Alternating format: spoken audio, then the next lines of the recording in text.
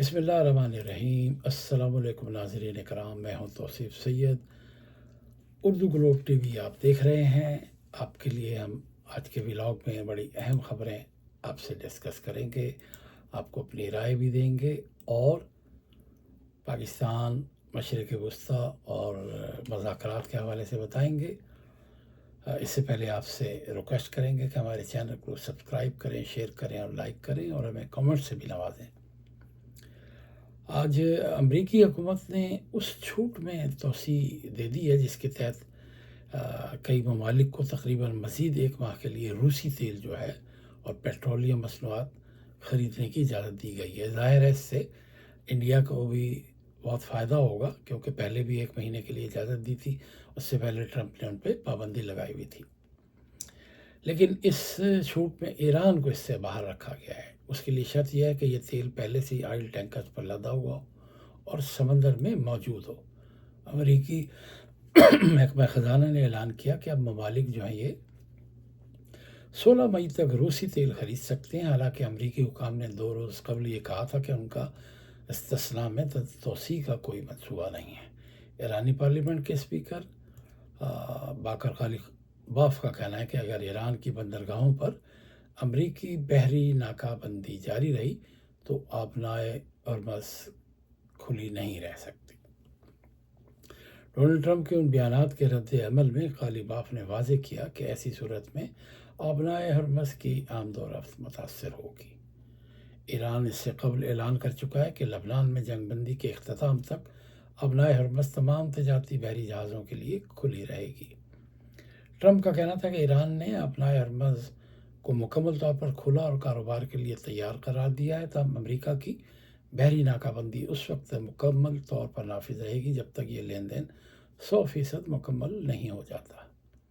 صدر نے یہ بھی دعویٰ دہرایا کہ امریکہ اور ایران مل کر افزودہ یورینیم یا ان کے بقول جوہری گرد اس کو نکالیں گے اور اسے ایران سے باہر لے جائیں گے۔ حالانکہ اس سے قبل ایران کی وزارت خارجہ نے کہا تھا کہ افزودہ یورینیم کہیں منتقل نہیں کیا جا رہا، نہ ہی کیا جائے گا۔ عباس عراقچی نے یہ بھی کہا ہے کہ تجارتی جہازوں کو ایران کی جانب سے پہلے اعلان کردہ مربوط راستے کے ذریعے گزرنے کی اجازت دی گئی ہے۔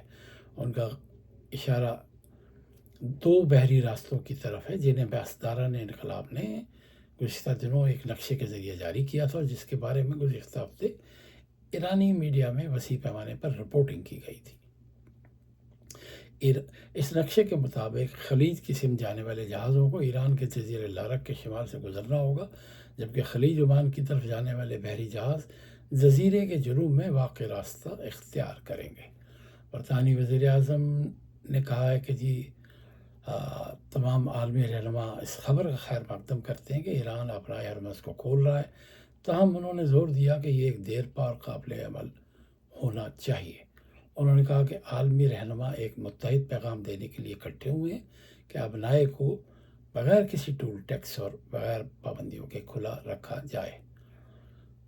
اسٹارمر جو ہیں برطانوی وزیر اعظم نے مطالبہ کیا کہ جیسے ہی حالات اجازت دیں جہاز رانی کو بحال کیا جائے تاکہ معاشی جھٹکے کو سنبھالا جا سکے۔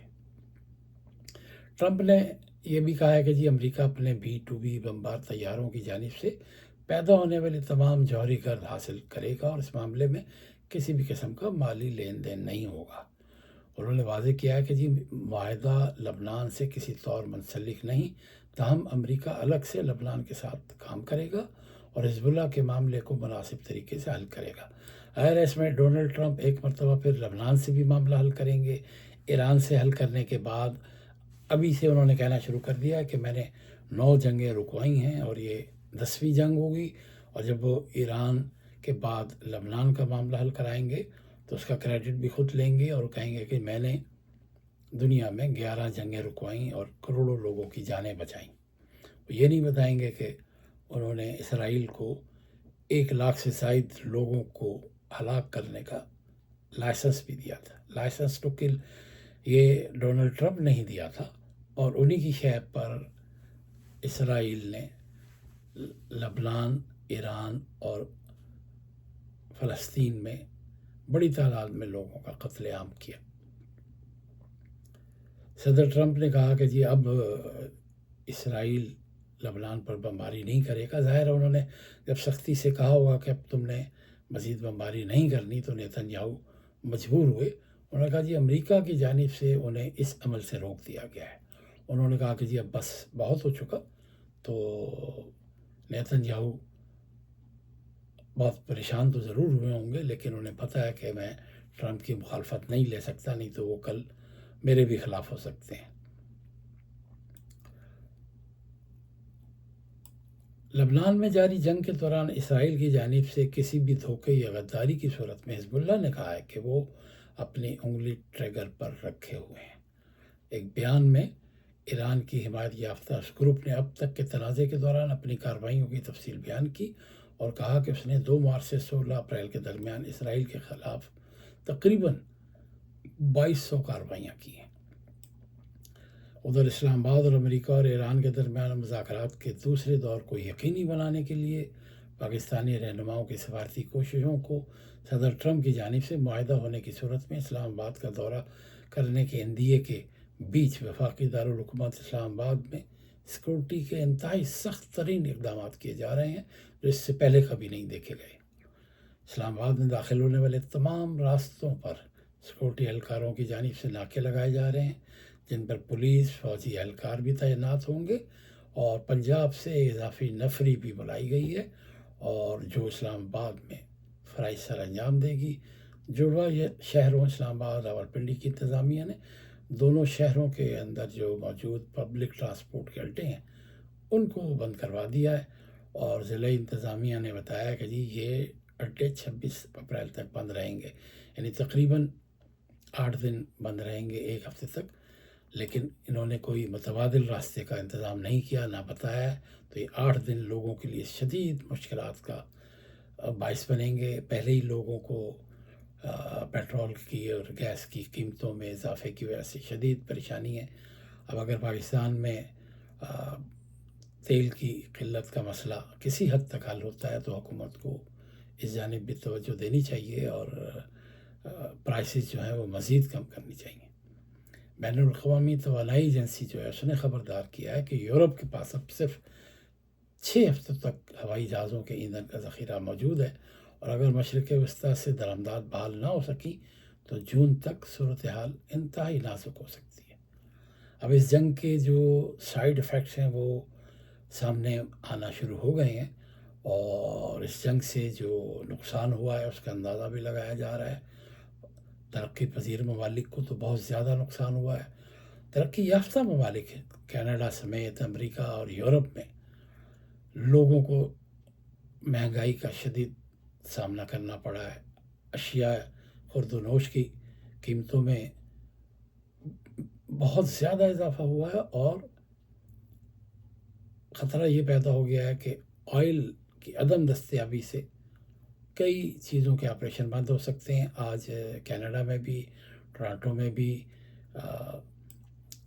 ایک ایئر لائن نے اپنی لاتعداد پروازیں مشرق وسطیٰ کی اور یورپ کی اور ملک میں جاری وہ منسوخ کی ہیں اور وجہ یہی بتائی ہے کہ ایک تو تیل کی قیمتیں اور تیل کی عدم دستیابی، زیادہ تر انہوں نے تیل کی قیمتوں کا بتایا. تو یہ جنگ رکنا ناگزیر ہے ورنہ کسی کا بھی سروائیول ممکن نہیں رہے گا معاشی طور پر بھی.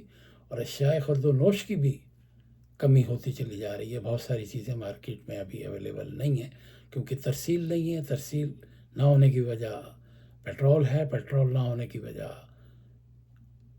ابنائے حرمز کی بندگی ہے اور اس کی وجہ اسرائیل اور اسرائیل کا سب سے بڑا جو اسرائیل کا بھی دشمن ہے وہ نیتن یاہو ہے اور انسانیت کا سب سے بڑا دشمن وہ نیتن یاہو ہے جس نے پوری دنیا کو بغیر کسی وجہ کے مشکلات میں ڈالا. اور ابھی دیکھیں کہ عالمی سطح پر اس کے خلاف جو ایک قسم کی ناکہ بندی کا امکان ہے وہ ضرور ہونا چاہیے. اور اس ایجنسی کے سربراہ نے کہا ہے کہ اگر سپلائی بحال نہ ہوئی تو بہت بڑی تعداد میں پروازوں کی منسوخی کا خطرہ بڑھتا چلا جائے گا. اور آپ آپ کو بتاتے چلیں کہ پاکستان کے لیے 8 کروڑ لیٹر جو خام تیل ہے وہ لے کر ایک جہاز جو ہے اس وقت ابنائے ہرمز سے واپس کراچی پورٹ کی طرف آ رہا ہے، اور وہ کل کسی وقت کراچی پورٹ پہنچ جائے گا۔ امریکی وزیر دفاع جو ہیں پیٹ ہیگسیت، ان کی بھی ملک میں بہت مخالفت ہے، لیکن وہ بھی ہر روز ایسا بیان دیتے ہیں جس سے یہ سمجھ نہیں آتی کہ ان کو صبح کا ان کا بھی بیان کچھ ہوتا ہے اور شام کو کچھ ہوتا ہے۔ اب انہوں نے کہا کہ جی ایران کی بندرگاہوں پر عائد بحری ناکہ بندی جب تک ضرورت ہوگی جاری رہے گی، جبکہ امریکہ ایران کی توانائی تنصیبات پر حملے کے لیے بھی تیار ہے۔ ان کو آج کانگریس میں اس وقت خفت کا سامنا اٹھانا پڑا جب انہیں ایک کانگریس کے رکن نے کہا کہ جی رات کو چونکہ آپ آپے سے باہر ہوتے ہیں اور آپ نشے میں ہوتے ہیں، آپ کا بیان کچھ اور ہوتا ہے، اور صبح کو آپ کا بیان کچھ اور ہوتا ہے۔ تو وہ اس طرح کی ٹرمپ کے بعد یہ دوسرے ایک کنزرویٹو سوچ کے لیڈر ہیں جو صبح اور دوپہر اور شام اپنے بیانات بدلتے رہتے ہیں۔ امریکہ میں H-1B ویزا لاٹری میں سال نمایاں بہتری دیکھنے میں آئی ہے، جہاں بعض کیسز میں سلیکشن کا جو ریٹ ہے وہ 75% تک پہنچا ہے، اور یہ شرح کچھ عرصے پہلے 33% کے قریب تھی۔ تاہم درخواستوں میں نمایاں کمی کے باعث منظوری کی شرح میں اضافہ ہوا ہے، جس کی بڑی وجہ ٹرمپ انتظامیہ کی ویزا پروگرام میں کی گئی تبدیلیاں قرار دیا جا رہا ہے۔ امریکی کاروباری اداروں نے ہنرمند غیر ملکی کارکنوں کے لیے اس ویزا پروگرام میں اس سال سلیکشن ریٹ میں واضح جو بہتری ہے اس کا تجربہ بھی کیا۔ کئی برسوں سے کم ہوتے امکانات کے برعکس اس سال متعدد کیسز میں منظوری کی شرح 50% سے تجاوز کر گئی ہے، جبکہ کچھ واقعات میں یہ شرح 75% تک ہے۔ آپ کو اور کچھ اہم خبریں بتاتے چلیں کہ ایران میں جو ہے فیلڈ مارشل کو خراج تحسین پیش کیا جا رہا ہے، اور ایک نغمہ بھی جاری ہوا ہے جس میں پاکستان کے فیلڈ مارشل کے دورہ ایران پر انہیں پرجوش خوش آمدید کہا گیا ہے، اور شکریہ پاکستان، شکریہ فیلڈ مارشل، اور شکریہ شہباز شریف کے بول بھی شامل ہیں۔ یہ نغمہ دونوں ملکوں کے درمیان بڑھتی ہوئی سفارتکاری اور مضبوط ہوتے ہوئے تعلقات کی عکاسی کرتا ہے، اور ایرانی میڈیا کے مطابق یہ نغمہ دیکھتے ہی دیکھتے پورے سوشل میڈیا پر وائرل ہو گیا ہے، اور وزیر اعظم پاکستان اور فیلڈ مارشل عاصم منیر اور پاکستان کا شکریہ ادا کیا گیا ہے۔ آپ کو ایک اہم اور خبر دیتے چلیں کہ ابنائے ہرمز اعلان سے قبل سرمایہ کاروں کی جانب سے تقریباً 212 ارب 80 کروڑ روپے کی شرطیں لگائی گئیں۔ یہ ایک ادارے نے خبر دی ہے کہ لوگوں نے تیل کی قیمتوں میں بڑی کمی، امریکی حکام کو جو معلومات تھیں اس کے حوالے سے سرمایہ کاروں نے ایران کی جانب سے ابنائے ہرمز کھولنے کے اعلان سے 20 منٹ پہلے تیل کی قیمت میں کمی پر تقریباً 212 ارب 80 کروڑ پاکستانی روپے کی تقریباً کہہ لیں کہ شرطیں تھیں وہ جیتی، اور عالمی منڈی میں تیل کی قیمتوں میں اب نمایاں گراوٹ آ رہی ہے۔ ٹرمپ کے کئی قریبی عزیز، کئی دوست، انہوں نے اس ساری صورتحال میں بہت پیسہ کمایا، کیونکہ ٹرمپ کے ایک بیان سے تیل کی مارکیٹ میں انتہائی ہلچل مچ جاتی ہے۔ ایک بیان وہ دیتے ہیں تو مارکیٹ اوپر جاتی ہے، ایک بیان دیتے ہیں نیچے آتی ہے، اور یہ سلسلہ انہوں نے کئی دن جاری رکھا، اور اس بیان بازی سے ان کی فیملی کے لوگوں نے بھرپور فائدہ اٹھایا اور بہت پیسہ کمایا۔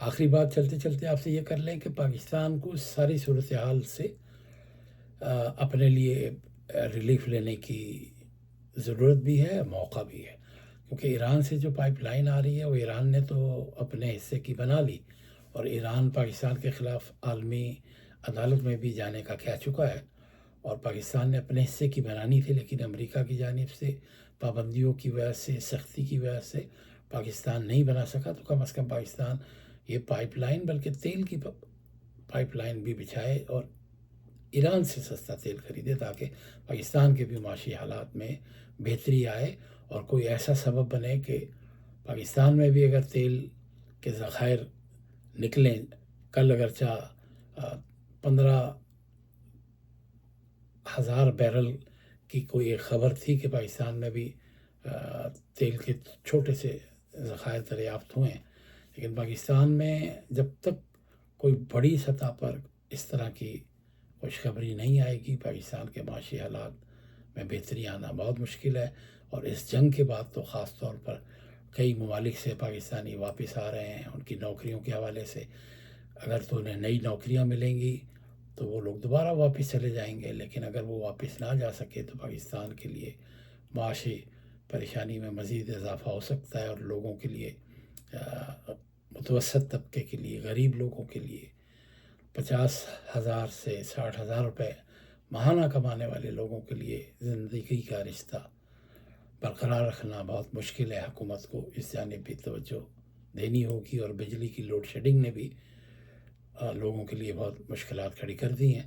اس حوالے سے وزیر توانائی جو ہیں ان کے آج ایک انٹرویو کی بات سنائی دے رہی ہے، لیکن وہ انٹرویو سے ان کے لوگوں کو کچھ بھی فائدہ نہیں ہے۔ وہ انہوں نے اپنی فیس سیونگ کے لیے کہہ دیا کہ ہمارے پاس ایندھن نہیں ہے، اور ایندھن آئے گا 5-6 دن میں، تو ہم بجلی کی پروڈکشن بڑھائیں گے تو لوڈ شیڈنگ کم ہوگی۔